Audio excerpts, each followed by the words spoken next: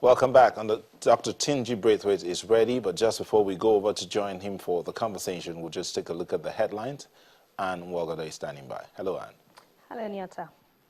All right, let's see what the headlines are saying. The venue of a planned All Progressives Congress APC rally in Okrika, that's Rivers State, earlier today came under attack by unknown gunmen barely 3 weeks after the party's secretariat was attacked in the same town.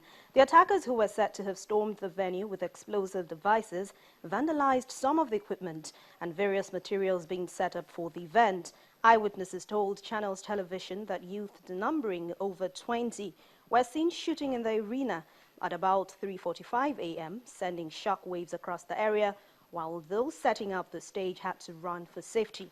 The Rivers State Police Commissioner Dan Bature confirmed the incident at a press briefing in Port Harcourt, saying the situation is now under control. And not a few Nigerians and watchers of political developments in the country are concerned about the fracas that has characterized some political activities in the country. It's in the light of this that participants at the launch of the project on mitigation of violence in elections in Abuja are asking Nigerians to unite and resist the tendency to resort to violence. They also urged politicians to be committed to credible polls and to be ready to explore legal options if they are not satisfied with the electoral process. Meanwhile, the Director General of the National Task Force on the Legal Importation of Small Arms and Light Weapons, Osita Okereke, has raised an alarm over alleged stockpiling of arms and ammunition by desperate politicians ahead of the general elections. Mr. Okereke told journalists in Owerri, the Imo State capital, that large catchments of arms had been illegally imported into the country by politicians seeking re-election into office in order to cause mayhem during the elections. He also said the development is very worrisome and portends a great danger to the nation's democracy and all security operators in the country to join hands in mopping up such arms across the country. Moving on the foreign scene now, Indonesian search and salvage crews have recovered some bodies from the crashed Air Asia flight today as work continues to lift the fuselage out of the water. However, the initial attempt was unsuccessful as ropes around the fuselage snapped. And another 4 bodies have been recovered, bringing the total to 69, with more thought to be inside. Indonesian officials believe the Airbus may have climbed too fast to try to avoid a storm and stalled. Meanwhile, the plane was flying from Surabaya in Indonesia to Singapore. There were 162 people on board the flight, and no survivor has been found. All those are the headlines making the round at this hour. It's back to you, Nyata. Thank you, Anne. We do have some comments that are pouring in. This is coming in from Dr. Aminu. He didn't say his location, but he says it's important that presidential debates take place between leading candidates to afford them the opportunity of selling themselves to Nigerians, like Kadria said. Kadria, but are Nigerians ready to buy into what the politicians have to say, even after they've seen some of their activities? I think what is important is to say that debates are not the only tools that are available to voters to help them make up their minds. They are an important tool because they can ask questions about specific things. But obviously things like track record, history, former utterances, also those sort of things come into place. But what the debates do is that they focus attention on the issues that are important or pertinent to voters at the particular time. And I think the Nigerian electorate is actually maturing. Increasingly, if you look at the young people that we have on Twitter, on Facebook, on other social media websites, there's an attempt to wrestle the discussion around elections away from inanities and things that are not important and negativity to sort of say, you know what, we want to hear how you're going to deal with power problems, how you're dealing with insecurity, what you want to do about education, what you're doing about health, or to examine the record if it is for an existing government. It's a good thing. I don't think we're there yet. It's over, Nigerians are not overwhelmingly having that conversation, but I think we're we're getting there. Okay, let's join Dr. Braithwaite now, who I think is ready to speak with us. Dr. Braithwaite, thank you for joining us on this discussion tonight. We're talking about election debates and how important they are to the Nigerian electoral system. What's your take on that? Well, I did say about 2 months ago that from all indications, it is difficult to see this election, this 2015 election, ushering in an orderly transition. Why did I say that? Because the evidence available, everything available indicates that the election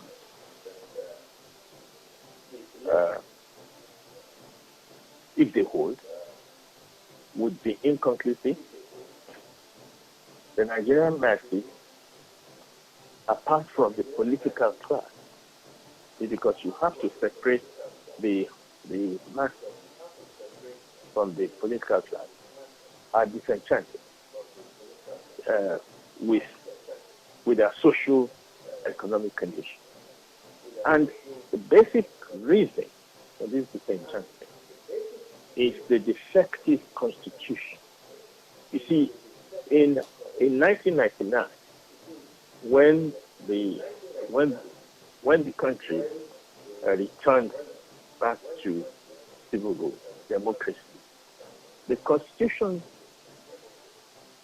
that was used at the time was a military imposition.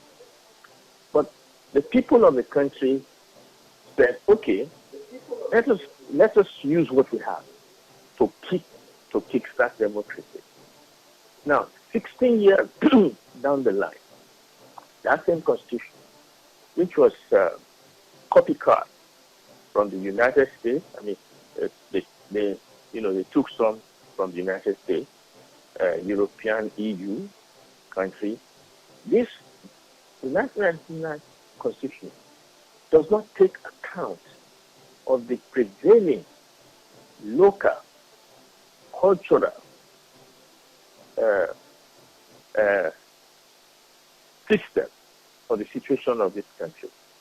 Now, to support democracy, you have to have institutions, such as the judiciary, the Electoral Commission, the law enforcement.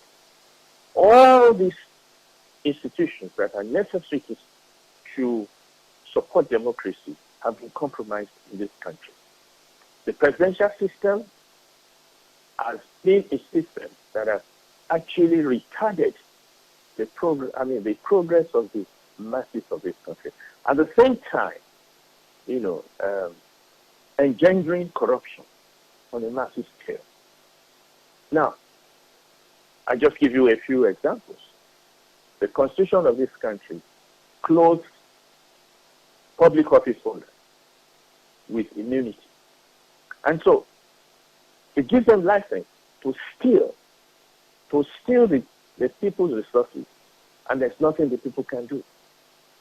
Now, this kind of constitution is all right for for nations that have strong institutions to bring people to accountability, to make people account for their actions. Now, so basically, the Constitution is the only reason why we believe that the 2015 election will not usher an orderly transition. One of the parties is clamoring, predicates its reason to be voted into the office for change, which is brilliant, which is smart. Everybody, and I'm talking about the masses, they want any kind of change. On the other hand, the incumbent party is saying, let me continue.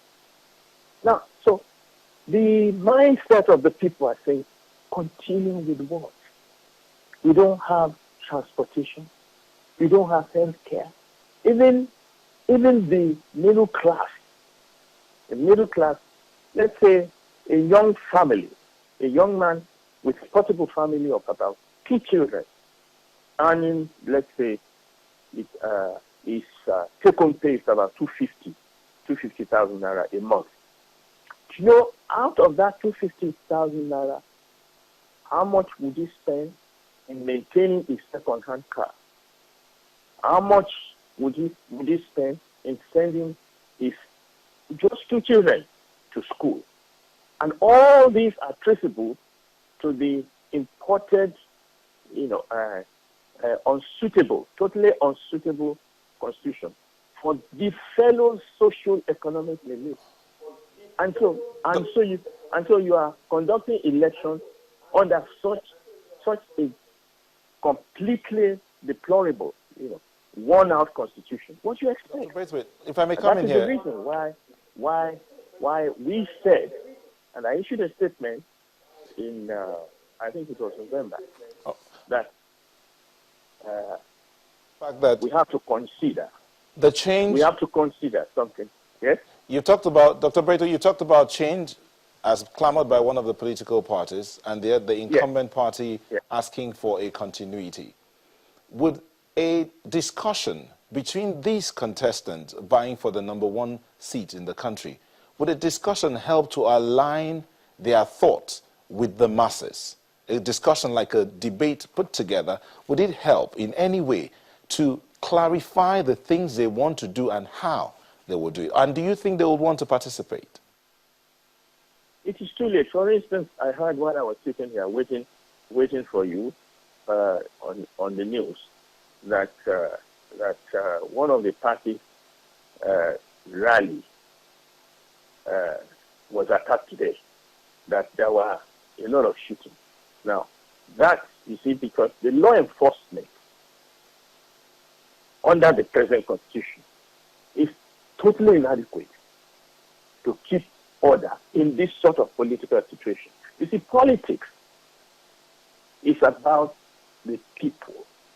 Politics is not about those who rule them. Politics is about the feeling of the average person. They are desperate. They don't have any hope. And that is why. And that is why we pray. And I hope that God will avert calamity. Incidentally, I happen to know that even if the elections fail to usher in orderly transition, the collectivity of the people, due to the dynamics of evolutionary politics, will take matters into their hands to sort themselves out. And while I'm saying that now, President Jonathan did something which would, have his name in letters of gold,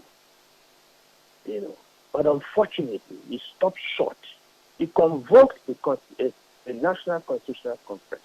Now, that National Constitutional Conference, I was a member of it for about 5 months. Responsible Nigerians, committed, totally committed, diverse across all spectrum of our people. We took a look at the present constitution, and we proffered solutions which could have ameliorate the problems, the political and social problems of this country. And unfortunately, the president who said of that compact that he would that one of the options open to him would be to subject the outcome of that compact to referendum. Unfortunately, for reasons known to him, inexplicable to us, he fails to go ahead. Now, the other party, APC, which failed or which actually declined to send any representation to that conference, are now the ones basing their political premise on change. They did not send They were invited to send representation, but they did not send. Now, We might have to hold on. We might have to end here I'm for not, a while. I'm not Dr. defending Braithwaite. either side. But I am defending the social well-being of the masses of this country, wherever they come from. For instance, as I said, the present constitution will never allow the young generation to attain their potential because there are disproportionate All right. level Thank of you very power much, Dr. Braithwaite. at the center. You know, now. Thank you very much, whereas Dr. if Braithwaite. We'll come power back to you. We'll are just. devolved Thank you the- very much. to We'll the come back to different you. We'll zones. just come back to the Hello? studio here, and then we'll come back to you for another. There's another question that's coming back to you, Dr. Braithwaite. In the next few minutes, we'll come back to you. Let's just come back into the studio here and see if we can connect with our correspondent who are reporting from around the country. Our correspondent from Kano, I understand he's standing by. Idris.